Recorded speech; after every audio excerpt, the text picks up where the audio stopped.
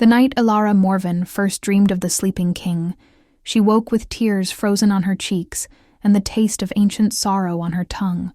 In her small wooden cabin at the edge of the Silverwood Pack territory, she sat upright in bed, gasping for air, as if she had been drowning in darkness. The dream had been so vivid, so impossibly real, that she could still feel the cold stone beneath her bare feet as she walked through endless corridors of a palace she had never visited in waking life. She could still see him, the man on the throne of black stone, his powerful body motionless as death, his face carved with a beauty that seemed almost cruel in its perfection. Silver moonlight fell through impossible windows, illuminating hair as dark as midnight and skin that held the warmth of sun-kissed bronze even in eternal sleep. But it was his pain that had made her weep, a loneliness so profound and crushing that it had reached across whatever barrier separated dreams from reality, and wrapped itself around her heart like iron chains. Alara pressed trembling fingers to her chest, feeling her heart race beneath her nightgown, and whispered into the darkness of her room a name that should have been unknown to her, a name that felt older than mountains and heavier than oceans. Caius. She did not know why she knew that name, or why speaking it aloud made her soul ache with recognition, but she knew with absolute certainty that the sleeping king was real, and that somewhere in this world he waited in darkness for something he did not even know he needed. The Silverwood Pack had never been kind to Alara, and in the weeks following that first dream, their cruelty intensified into something approaching hatred. As an Omega, she was expected to be meek and invisible, serving the higher ranks without question or complaint, accepting whatever scraps of dignity they chose to offer. But Alara had always been different, marked by strangeness from the moment of her birth under a full moon that had shone with unusual brilliance. She could feel emotions bleeding from other wolves like colors in water, their joy and rage and fear washing over her in waves that sometimes left her breathless. When pack members injured themselves, she found that her touch could ease pain and accelerate healing, though she kept this ability hidden as much as possible, knowing that anything unusual was viewed with suspicion and fear. The elderly wolves whispered that she carried cursed blood, that her mother had lain with something other than wolf, that Alara herself was an abomination that would bring disaster to their peaceful territory. When she began waking night after night speaking the name Caius, in a voice that did not sound entirely her own, when she started sleepwalking toward the forest with her eyes glowing silver in the darkness, the pack's fear transformed into a determination to be rid of her before whatever darkness she carried could infect them all. The Council of Elders made their decision on a morning when frost covered the ground like scattered diamonds, and the air tasted of coming winter. Alara was summoned to the Great Hall, a structure far too grand for their small pack, built in imitation of the ancient courts they would never be important enough to visit. She stood before 7 aged wolves whose eyes held no warmth or compassion, only the cold calculation of those who valued survival above all else. The head elder, a grizzled man named Aldrich, whose wolf had not shifted in decades, looked at her with barely concealed disgust as he pronounced their judgment. She was to be taken to the capital, to the royal palace where the great lords and ladies of the kingdom held power beyond imagining, so that scholars and wise wolves could determine whether she was prophet or demon, blessing or curse. If she was found to be dangerous, she would be executed. If she was found to be blessed, she would become property of the crown, never to return to Silverwood. Either way, Aldrich made clear with cruel satisfaction, she would no longer be their problem, no longer a stain upon their humble but respectable pack. Alara accepted this pronouncement with the same quiet dignity she had maintained throughout years of contempt and isolation, though inside her chest, something both terrified and hopeful stirred to life. She was going to the capital, to the place she had seen in her dreams, and perhaps there she would finally understand why a sleeping king haunted her nights, and why his name tasted like destiny on her lips. The journey to the capital took 2 weeks, traveling with a small escort of warriors who treated her like contaminated cargo, keeping their distance and speaking to her only when absolutely necessary. Alara rode in a covered wagon that smelled of old hay and damp wood, watching the landscape transform from familiar forests to rolling plains, to mountains that pierced the sky like the broken teeth of ancient gods. She had never traveled beyond her pack's territory before, had never imagined the world could be so vast and varied. And despite the fear that twisted in her stomach, she felt a growing sense of wonder at everything she witnessed. They passed through villages and towns, each larger than the last, until finally they crested a mountain pass, and she saw it spread below them like something from impossible dreams. The capital city of Lunethrone sprawled across a valley ringed by mountains, its buildings constructed from white stone that seemed to glow in the afternoon sun. Its streets arranged in perfect spirals that drew the eye inevitably toward the palace at its heart. And what a palace it was, rising impossibly high with towers that seemed to scratch the belly of the sky, its walls carved with scenes of wolves and moons, and battles that had shaped the kingdom over countless centuries. Alara felt her breath catch in her throat because she recognized this place, had walked its corridors in. Dreams had traced her fingers over those very carvings while searching for the sleeping king. The wagon descended into the valley as the sun set in brilliant colors of orange and crimson and purple, and by the time they passed through the great gates of the city, night had fallen and the moon rose full and heavy in the sky, its light seeming to single her out, to paint her in silver radiance that made the escorting warriors mutter nervously among themselves. The palace was even more magnificent. Up close, its entrance guarded by warriors in ceremonial armor who moved with the deadly grace of alphas accustomed to violence. Alara was pulled from the wagon and led through corridors that matched her dreams so perfectly that she felt she might still be sleeping, that perhaps she had never truly woken up, and all of this was just another vision sent by whatever power had cursed or blessed her. They brought her before the Council of Lords, 5 alphas who governed the kingdom during the long absences of their legendary king, their faces hard with suspicion and poorly concealed fear, as they studied this strange Omega girl who had been sent to them with warnings and portents. Lord Theron, the head of the council, questioned her with a voice like grinding stone, demanding to know the nature of her dreams, the extent of her visions, whether she served dark powers or sought to destabilize the careful order they had maintained for nearly a century. Alara answered with honesty because she had nothing to hide and nothing to lose, describing the palace in her dreams, the corridors of silver moonlight, and most importantly, the sleeping king on his throne of black stone, the man whose loneliness called to her across impossible distances. The moment she spoke his name, the temperature in the chamber seemed to drop, and the 5 lords exchanged glances, heavy with meanings she could not decipher. Lord Theron leaned forward, his eyes narrow and calculating, and told her that she would be taken to the sleeping chamber to see if her presence had any effect on their king, who had not stirred in 93 years, who they had begun to believe might never wake again, except to fight battles that would inevitably lead to his final death. They took her through parts of the palace that felt older than memory itself, down stairs that spiraled deep beneath the earth, through passages lined with crystals that pulsed with faint inner light, past doors sealed with magic so ancient that Alara could feel it pressing against her skin like static electricity. The deeper they went, the more she felt a pull in her chest, as if an invisible thread connected her to something ahead, growing tighter and more insistent with each step. The guards who escorted her, elite warriors handpicked by the council, grew increasingly uneasy, their hands hovering near their weapons, even though she had given them no reason to fear her. Finally, they reached a massive door carved from a single piece of black stone, its surface covered in symbols that seemed to shift and writhe when looked at directly.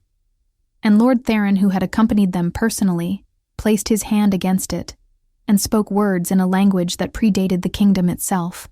The door opened silently despite its obvious weight, revealing a chamber that stole the breath from Alara's lungs with its impossible beauty and profound sadness.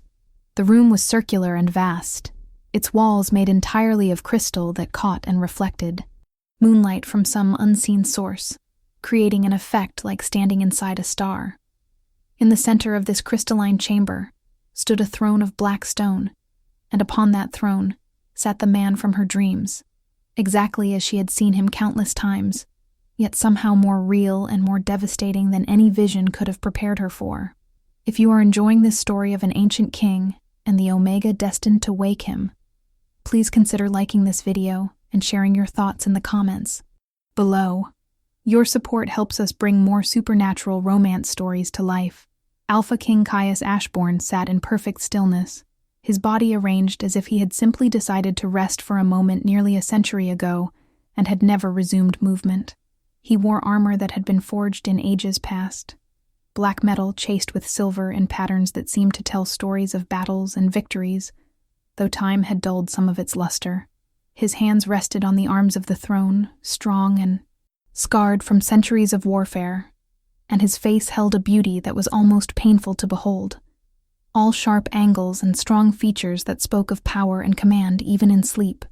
His hair fell past his shoulders in waves of black silk, and though his eyes were closed, Elara somehow knew they would be gold, bright and fierce as a wolf's gaze.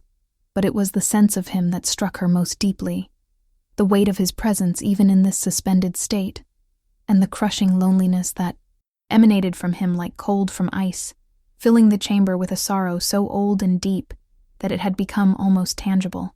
She had taken only 3 steps into the room when she felt it, the connection that had called her across distances and through dreams, slamming into her with physical force that made her stumble.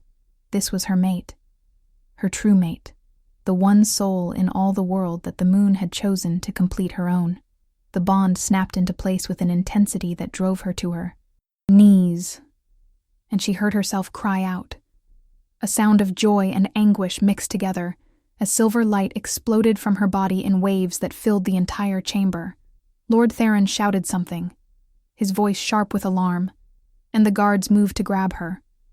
But they were too slow, or perhaps the magic that suddenly filled the room made them too slow, because Elara was already on her feet and running toward the throne, drawn by a compulsion stronger than reason or self-preservation. She crossed the space between them in seconds that felt like hours, and when she reached Caius, when her hands touched his where they rested on the throne's arms, the world exploded into light and sensation. She felt his consciousness like a distant star, so far away and yet suddenly aware of her presence, turning toward her with the inevitability of a planet orbiting its sun. The loneliness she had sensed from a distance crashed over her in full force now.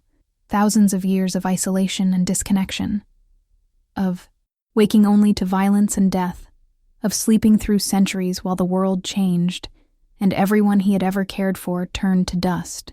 He had been cursed by a witch queen he had defeated in battle, her dying breath transforming his greatest strength into his greatest torment, making him unable to truly live or truly die, condemned to exist in this liminal state between sleep and waking, consciousness and oblivion. But the curse had a weakness that even the witch had not fully understood, a single thread of possibility woven into the fabric of the magic. If his true mate ever found him, if the soul the moon had created to match his own ever touched him with love and recognition, the curse would crack, giving him a chance at true awakening. But only a chance, because the curse fought back, and the price of freedom might be death for them both. Caius's eyes opened for the first time in 93 years, and they were indeed gold, burning with an inner fire that spoke of power, barely contained. His gaze found Elara's face, and she watched recognition dawn in those ancient eyes, watched him understand in a single instant what she was to him, what she represented, what her presence meant. His hand moved, lifting from the throne with effort that suggested tremendous resistance, and his fingers wrapped around hers with a strength that should have hurt, but instead felt like coming home. When he spoke, his voice emerged rough and deep, layered with centuries of silence and weighted with authority that made even Lord Theron step back instinctively. "Mine," Caius said, and the word resonated through the chamber and through Elara's very soul. A claiming, and a recognition, and a promise all woven together. She felt tears streaming down her face as she nodded, unable to form words, and whispered back, "Yours, always yours." The silver light that had erupted from her intensified, and black smoke began to rise from Caius's skin as the curse fought against this intrusion, this threat to its hold on him. His face contorted with pain, and Alara felt that pain through their new bond as if it were her own, a burning agony that sought to tear him apart from the inside. But she held on, pouring everything she had into that connection, and felt something ancient and powerful awakening inside her, a magic that had slept in her bloodline for generations, waiting for this exact moment to manifest. She was not just an Omega, not just a strange girl with unsettling abilities. She was the last descendant of the Moon Priestesses, and her power was exactly what the curse could not withstand. The battle between curse and cure raged for what felt like hours, but was probably only minutes, Caius's body convulsing as ancient magic warred within him, Alara's own strength draining rapidly as she fought to anchor him to life and consciousness. Lord Theron was shouting orders, and she could hear guards rushing into the chamber, but all of it felt distant and unimportant compared to the desperate struggle she was engaged in. She could feel the curse trying to drag Caius back under, to trap him in sleep once more, but she could also feel his will fighting back, his consciousness clawing its way toward true wakefulness for the first time in thousands of years.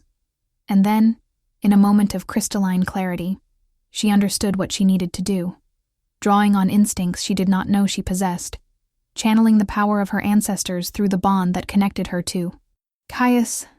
Alara opened herself completely to the ancient magic of the moon and let it pour through her into him, not fighting the curse directly, but transforming it, changing its fundamental nature from imprisonment to protection, from torment to rest.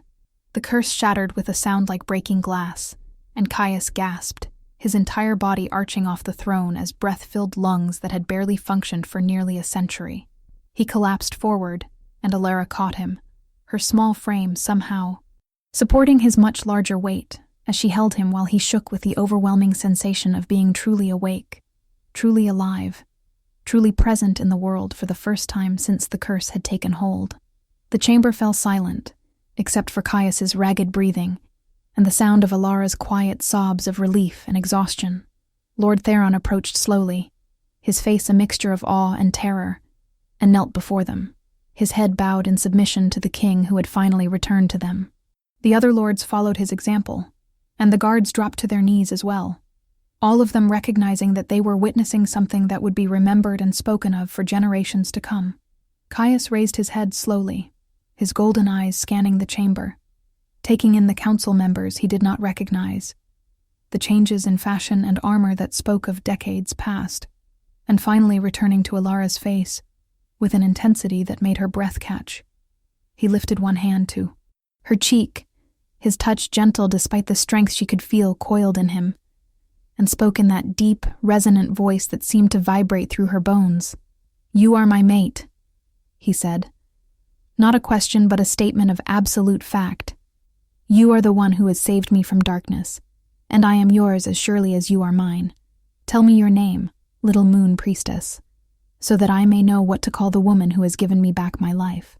She smiled through her tears and answered, Alara Morven, my king, and I think I have been yours since before I was born, since before my mother was born, since the moment the moon decided that you needed someone to wake you.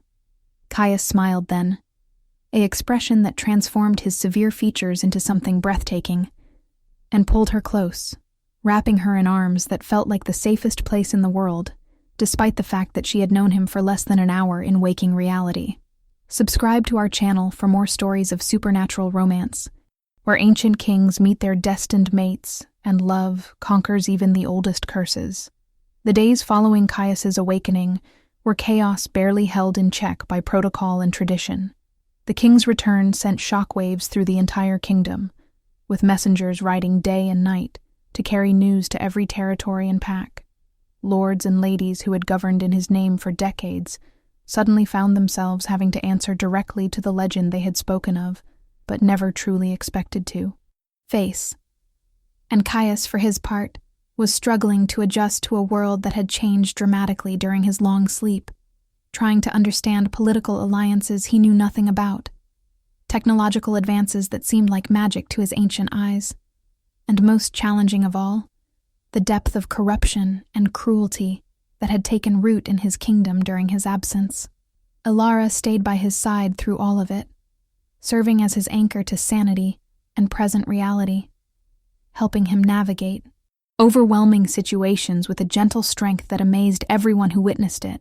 The bond between them grew stronger with each passing day, their souls intertwining in ways that transcended physical attraction or even romantic love, becoming something deeper and more fundamental, two halves of a whole that had finally found each other after an impossibly long separation. But with awakening came terrible revelations that shattered what little peace Caius had found. In private meetings with Lord Theron and the other council members, he learned that vast territories of his kingdom had fallen under the control of a faction of corrupt alphas who called themselves the Iron Circle. These wolves had spent decades twisting the old laws, establishing brutal systems of hierarchy that elevated alphas to positions of absolute power, while reducing omegas and many betas to little more than slaves. They claimed to act in the king's name, insisting that during his sleep they were maintaining order and strength. But in reality, they had built personal empires of cruelty and exploitation. Packs that resisted their authority were crushed with overwhelming violence, their lands seized, and their members scattered or killed. Omegas were bought and sold like property, their autonomy stripped away, their lives valued only for their ability to produce offspring for alpha bloodlines. The council had known about these abuses for years, but had felt powerless to intervene without the king's direct authority, and they had feared that waking Caius prematurely might kill him before he could address the crisis. Lord Theron admitted with shame heavy in his voice that they had prioritized the king's survival over the suffering of his people, a choice that haunted them, but one they had felt was necessary to preserve any hope for the future. Caius listened to these confessions with a face carved from stone, his fury so intense that the room grew cold, and every wolf present felt the weight of his alpha dominance pressing down on them like a physical force. When Theron finished speaking, Caius stood from the table where they had been meeting and walked to a window overlooking the city, his hands clenched into fists so tight that his knuckles had gone white. Alara, who had been present for the meeting at Caius's insistence, crossed to him and placed a hand on his arm, feeling the rage that vibrated through him like a living thing. She understood his anger because she felt echoes of it herself, having experienced firsthand the cruelty that the old hierarchies encouraged, the casual dismissal of Omega lives and dignity that was considered normal and acceptable. But she also felt his pain, the guilt that consumed him for having slept through years of his people's suffering, for having been absent when they needed their king most. Through their bond, she sent waves of calm and support, not trying to diminish his righteous fury, but helping him channel it into something productive rather than destructive. Caius turned to her, his golden eyes blazing, and cupped her face in both hands, speaking words meant for her alone, though everyone in the room could hear them. "They dare to enslave Omegas in my kingdom," he said, his voice low and dangerous. "They dare to claim they act in my name while building kingdoms of cruelty and calling it order. I will tear down everything they have built, Little Moon, and I will make them understand that power without honor is nothing, but tyranny dressed in false nobility. Every Omega they have caged will be freed, every law they have twisted will be rewritten, and every Alpha who participated in this corruption will answer to me personally. I swear this to you on my very soul. I will not rest until justice has been served, and the old ways of respect and dignity have been restored." Alara smiled despite the gravity of the situation, because she heard not just the promise of a king to his people, but the vow of a mate to his beloved, and she knew that together they would reshape the kingdom into something better than it had ever been before. The war to reclaim the kingdom began within days of that meeting, though it was a war fought first with words and decrees rather than claws and teeth. Caius issued a royal proclamation that sent shockwaves through every territory, declaring all laws enacted during his sleep to be under immediate review, and establishing protections for Omegas that made their enslavement explicitly illegal throughout the kingdom. He called for the immediate dissolution of the Iron Circle and demanded that every alpha claiming to act in his name present themselves at court to answer questions about their governance. The response from the corrupt alphas was swift and predictable. They refused the summons, declared that the king who had slept for nearly a century had no right to overturn systems they had spent decades building, and began mobilizing their private armies in preparation for open rebellion. Lord Cale Blackmore, the leader of the Iron Circle, sent a message dripping with contempt, suggesting that Caius was weak and manipulated by his Omega mate, implying that a king who would be ruled by the bond to a low-born female was no king at all.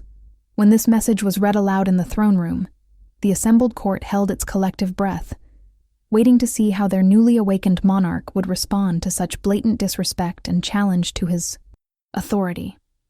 Caius's response was to smile, a cold and terrible expression that reminded everyone present exactly why he was called the most powerful alpha in living memory.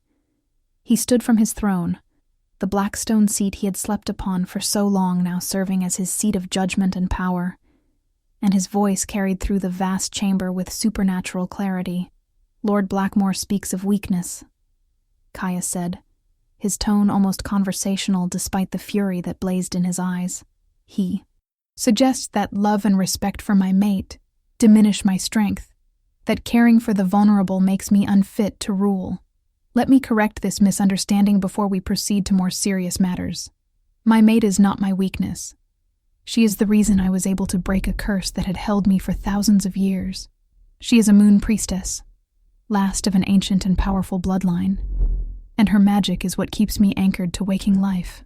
Any who threaten her threaten the stability of this entire kingdom, because without her, I will fall back into sleep, and you will all be left to face the consequences of your corruption, without even the hope of my eventual return.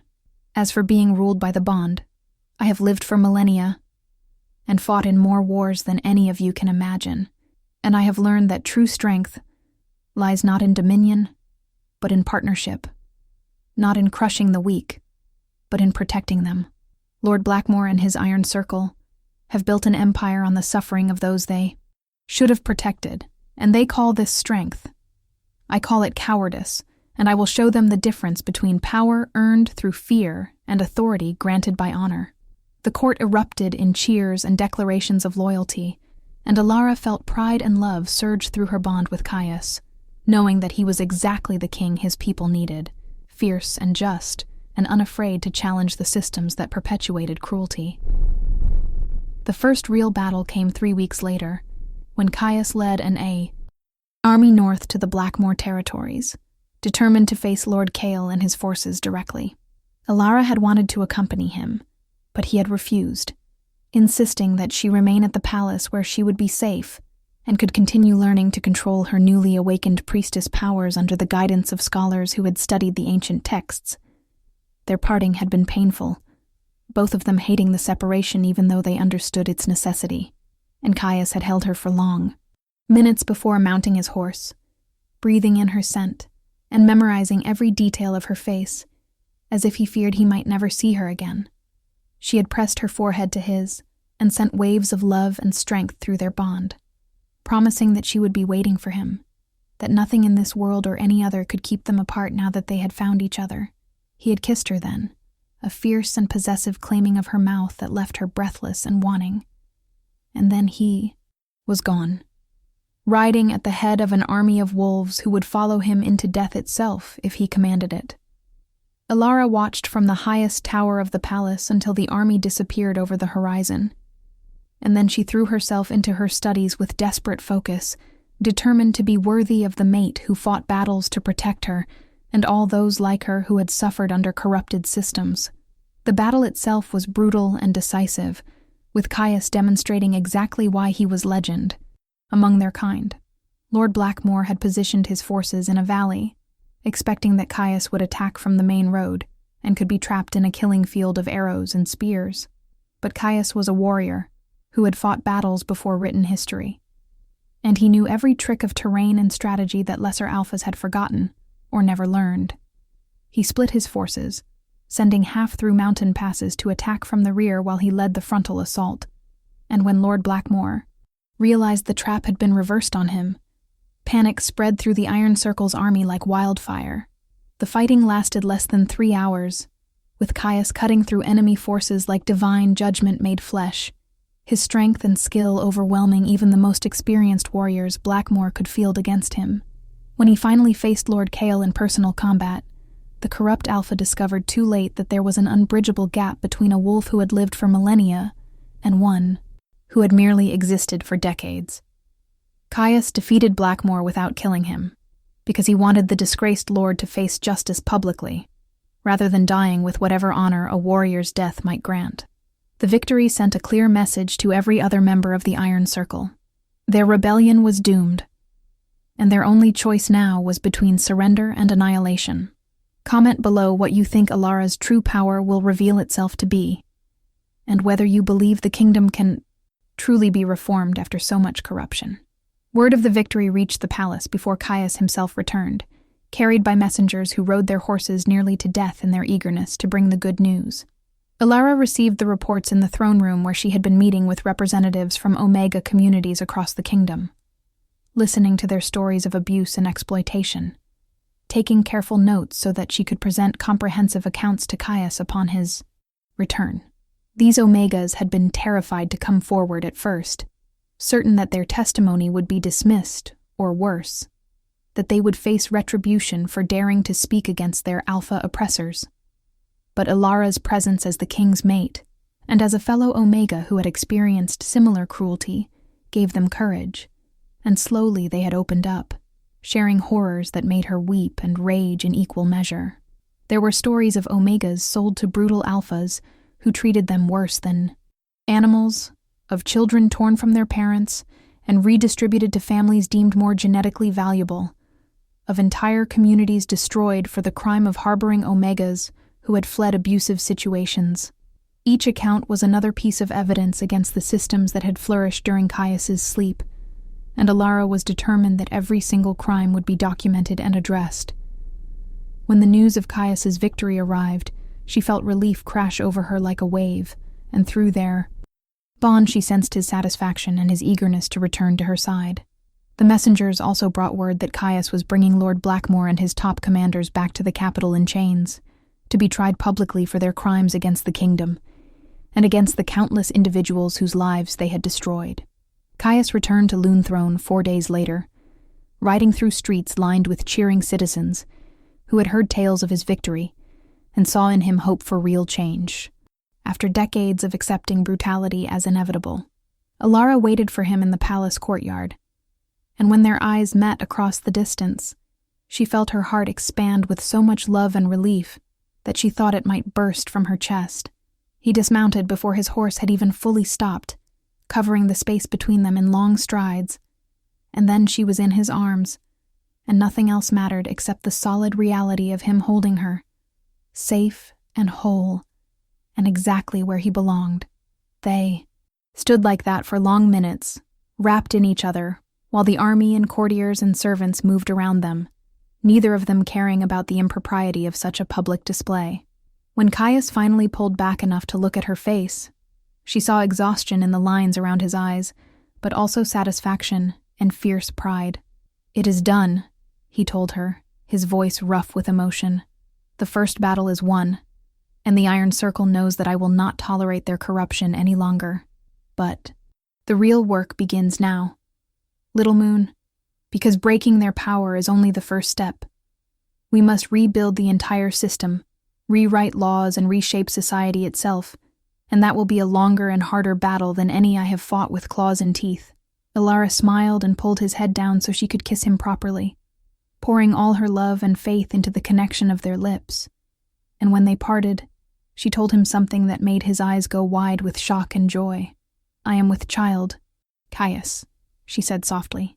"Your heir grows within me even now, and whatever we build will be not just for ourselves but for our son or daughter, who will inherit a kingdom transformed by the love between a sleeping king and the Omega who woke him." The trials of Lord Blackmore and his co-conspirators became a turning point in the kingdom's history, a public reckoning that forced every wolf to confront the systems they had accepted or participated in. Caius insisted that the proceedings be completely transparent, held in the great amphitheater of Lunethrone, where thousands could attend and where every word spoken would be recorded for posterity. He appointed a council of judges drawn from all ranks, not just alphas, but betas and omegas as well, because he wanted the verdicts to represent true justice rather than the will of any single class. Alara was given a position of honor on the council despite her youth, because Caius valued her perspective as someone who had suffered under the systems being examined, and because her priestess powers allowed her to detect lies with supernatural accuracy. The trials lasted for weeks, with witness after witness coming forward to testify about abuses they had endured or witnessed, and Lord Blackmore and his commanders were forced to sit in chains and listen to the consequences of their actions, enumerated in painful detail. Some of the accused showed remorse, seemed genuinely horrified as they were confronted with the full scope of suffering they had caused. And for these, Caius showed measured mercy, sentencing them to stripped rank and enforced service, helping to rebuild the communities they had destroyed. But others, including Lord Blackmore himself, remained defiant to the end, insisting that they had only done what was necessary to maintain order, that omegas needed firm control or chaos would ensue, that strength and dominance were the natural way of their kind. For these unrepentant criminals, Caius's judgment was severe and final. Permanent exile from the kingdom with bonds placed upon them that would prevent them from shifting or accessing their wolf strength, rendering them effectively human and powerless. The reforms that followed the trials were sweeping and revolutionary, reshaping the fundamental structure of wolf society throughout the kingdom. Caius abolished the old hierarchy system that had valued alphas above all others, replacing it with a merit-based structure where rank was earned through service and character, rather than being assigned by birth. He established councils in every territory that included representatives from all designations, giving omegas and betas real power to shape the laws that governed their lives. Most controversially, he outlawed forced bonding and mate rejection, declaring that every wolf had the right to choose their own partner, and that no alpha could claim an omega without freely given consent. These changes were met with resistance from traditionalists who insisted that the old ways had served their kind for thousands of years and should not be discarded because of temporary moral panic. But Caius was immovable on these points, and with Alara's support and her growing influence as both queen and priestess, they gradually won over even the most skeptical. The kingdom's transformation was not easy or smooth. There were pacts that attempted small rebellions, individuals who clung to old prejudices, and countless practical challenges in implementing systemic change across such vast territories. But slowly, month by month and year by year, the culture began to shift, and stories began to emerge of omegas rising to positions of power, of betas achieving greatness through skill rather than connections, of alphas learning to lead through inspiration rather than domination. Through all of this transformation, Alara's pregnancy progressed, and as her belly swelled with their child, Caius became impossibly protective and tender, constantly worried about her health and safety, even though she kept insisting she was perfectly fine. He would place his hands on her stomach and marvel at the life growing within her, this tangible proof of their bond and the future they were building together. The palace healers, having studied ancient texts about moon priestess pregnancies, warned them that the birth would likely be complicated, that children born to priestess mothers often arrived with unusual abilities that manifested even in the womb. Indeed, Alara found that her daughter, for they had learned through Alara's powers that they would have a girl, seemed to respond to emotions and intentions, moving more actively when Alara was happy and growing still when she was sad or worried. Caius would talk to their unborn child, telling her stories of ancient battles and promising her that she would grow up in a kingdom where she could be anything she dreamed, where her designation would not determine her worth, and where she would be loved beyond measure. These moments of private tenderness contrasted sharply with his public persona as a fierce and uncompromising king, and Alara treasured them as glimpses of the man beneath the legend, the soul that had called to her across impossible distances. Their daughter was born on a night when the moon shone with unusual brilliance. its light filling the birthing chamber with silver radiance that seemed to dance and shimmer in the air. The labor was long and difficult, with Alara's body struggling to bring forth a child who carried both ancient priestess magic and the power of a millennium-old alpha king. Caius stayed by her side throughout, holding her hand and offering strength through their bond, refusing to leave even when the healer suggested he might be more comfortable waiting elsewhere. When their daughter finally entered the world, she came with a cry that resonated with power, and her eyes, when they opened, were not the usual cloudy blue of newborns but clear, silver, glowing with inner light. The healers gasped, and even Caius, who had seen wonders beyond counting in his long life, stared in awe at this tiny being they had created together. They named her Selene, after the ancient moon goddess whose magic flowed through Alara's bloodline. And as Caius held his daughter for the first time, Alara saw tears streaming down his face. This warrior king who had survived millennia of battles and curses undone by the simple miracle of new life. "I never thought I would have this," he whispered, his voice breaking. "I believed I was cursed to walk through eternity alone, experiencing nothing but violence and endless sleep. You have given me not just freedom from that curse, but a family, a purpose beyond mere survival, and a future worth building. I swear to you both on everything I am that I will spend the rest of my days ensuring this kingdom is worthy of you, that Selene grows up in a world where love and justice triumph over cruelty and oppression." The years that followed saw the full flowering of their reforms, as the kingdom transformed from a society built on rigid hierarchies and exploitation into something more equitable and hopeful. Caius ruled with wisdom, tempered by Alara's compassion, making decisions that sometimes angered traditionalists, but consistently moved the kingdom toward greater justice and opportunity for all. Alara came fully into her power as a moon priestess, establishing temples and training centers, where others with similar gifts could learn to harness their abilities in service of healing and guidance. Together, they became legendary, not just for their dramatic love story or Caius's awakening, but for the concrete changes they implemented, the lives they improved, and the culture of respect and dignity they fostered. Little Selene grew up surrounded by love and magic, displaying abilities that suggested she would be even more powerful than her mother, able to communicate with moonlight itself, and possessing an innate understanding of justice that made her naturally empathetic to suffering and driven to alleviate it. The three of them became a symbol of what their kingdom could be at its best, proof that power could be coupled with compassion, that strength could be used to protect rather than dominate, and that true transformation was possible when leaders were willing to challenge systems that had existed unchallenged for too long. If you have enjoyed this epic tale of love, conquering ancient curses and transforming kingdoms, please subscribe to our channel, hit the like button, and share this video with others who love supernatural romance. Leave a comment telling us what other kinds of stories you would like to see, because your engagement helps us create more content that celebrates powerful love and meaningful change. But peace, as Caius had learned over countless lifetimes, was always temporary, and new threats eventually emerged to test everything they had built.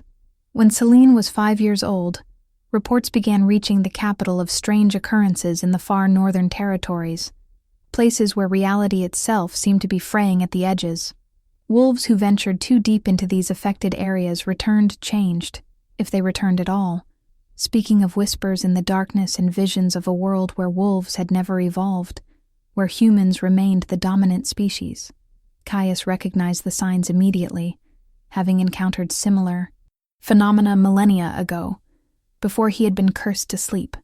The barriers between worlds were weakening, and something from beyond was trying to break through, drawn by the concentration of magic in their realm, and particularly by the unique power that Selene represented as the child of a moon priestess and an ancient alpha king.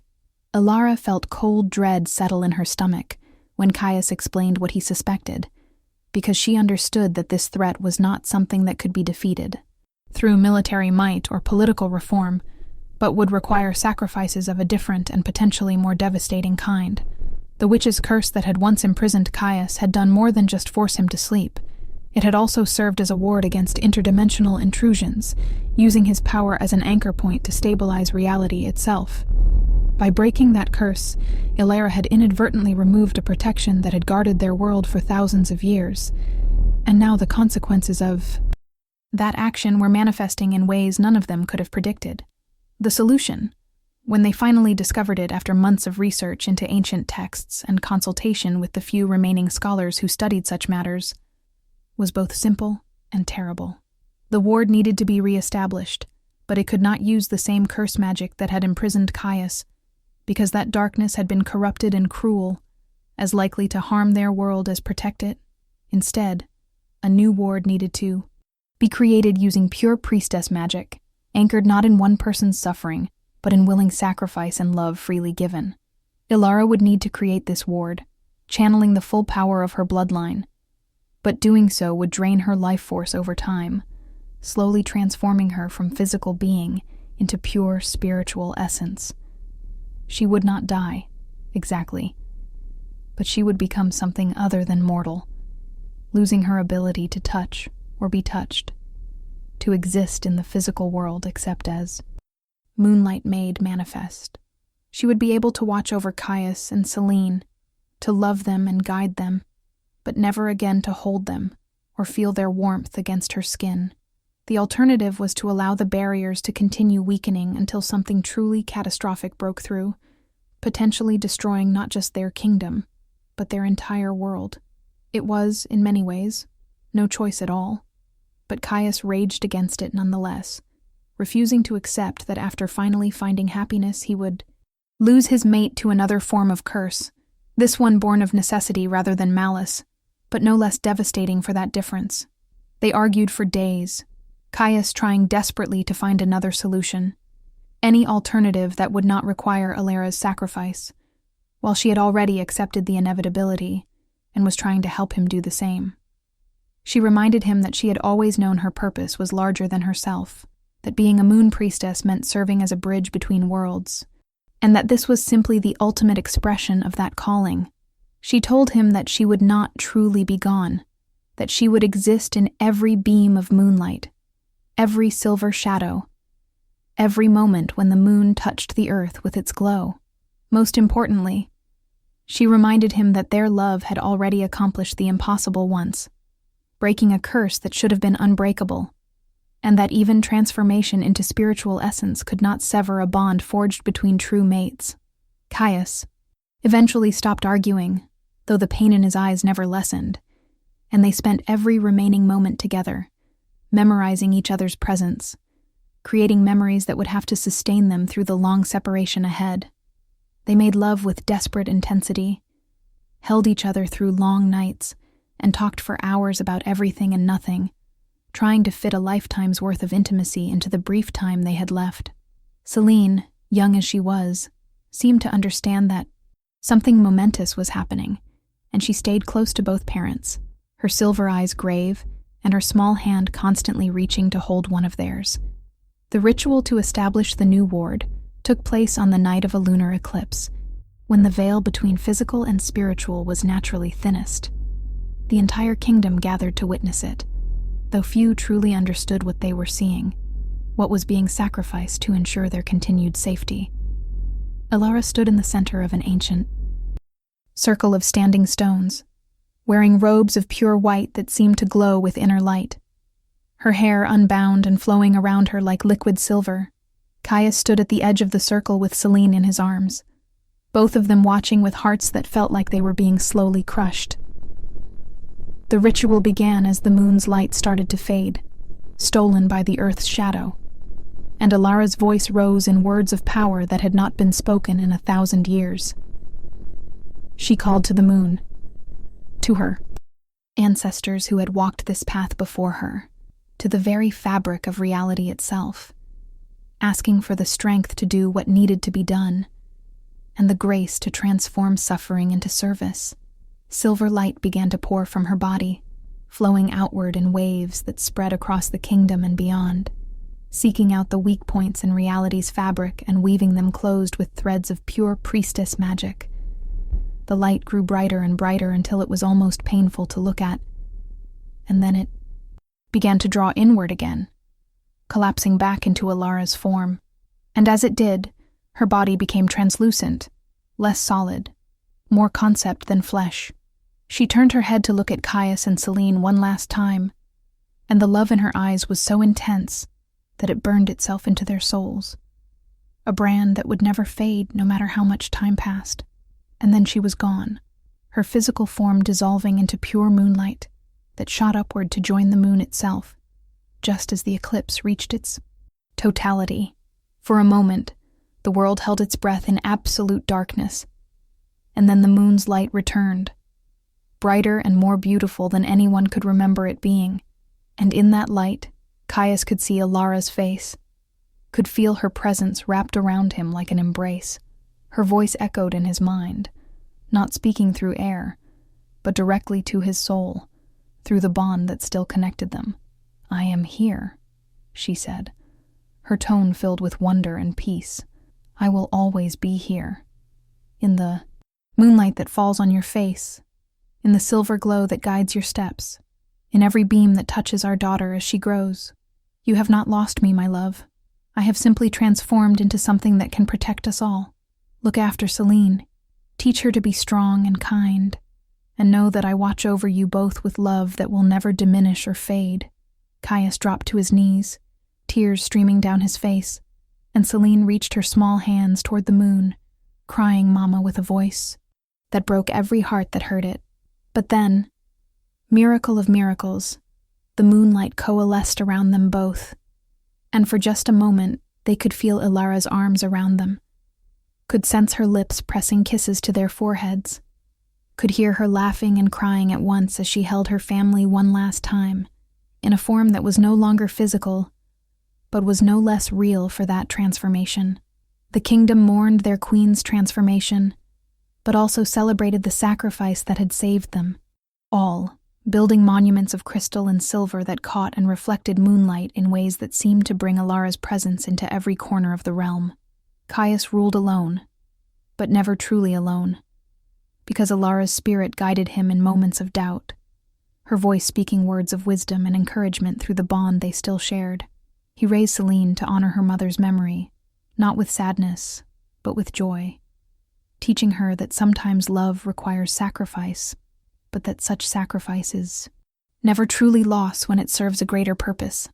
The girl grew into a young woman of extraordinary power and wisdom, her silver eyes always seeing more than others, her heart always attuned to the needs of those around her. She became the bridge between her father's ancient warrior strength and her mother's spiritual wisdom, embodying the best of both while developing her own unique approach to leadership and magic. And on the nights when the moon shone brightest, all three of them, Caius and Selene standing beneath the stars while Alara watched from above, would share moments of connection that transcended the boundaries between physical and spiritual, proving that true love could survive any transformation and overcome any obstacle. Years turned to decades, and the kingdom continued to flourish under Caius's wise leadership and Selene's growing influence. The reforms they had implemented became so deeply embedded in the culture that younger generations could not imagine how things had ever been different, how omegas had once been treated as property, or how rigid hierarchies had once determined every wolf's fate from birth. The story of Caius and Alara became legend, told and retold by bards and storytellers, each generation finding new meanings in the tale of a sleeping king and the omega who woke him with love strong enough to break ancient curses. Some versions emphasized the romance, others the political transformation, but all agreed that their love had changed the world in ways both subtle and profound. Caius never took another mate, though many attempted to court him over the years, because he remained bound to Alara in ways that transcended physical separation, and he knew with absolute certainty that when his long life finally ended, he would find her waiting for him in whatever realm souls traveled to after death. For now, he was content to serve his kingdom and raise his daughter, to build the better world he had promised Alara on the night their child was born, and to look up at the moon every night, knowing that she was there, watching over them all with love that would never fade or falter. Thank you for joining us on this journey through a story of love, sacrifice, and transformation. If this tale of the Alpha King and his Moon Priestess mate has touched your heart, please like this video, subscribe to our channel for more supernatural romance stories, and share your thoughts in the comments below. What part of their journey resonated most with you? Would you make the same sacrifice Alara made? Let us know your thoughts. And until next time, may you find a love as powerful and enduring as the bond between Caius and Alara.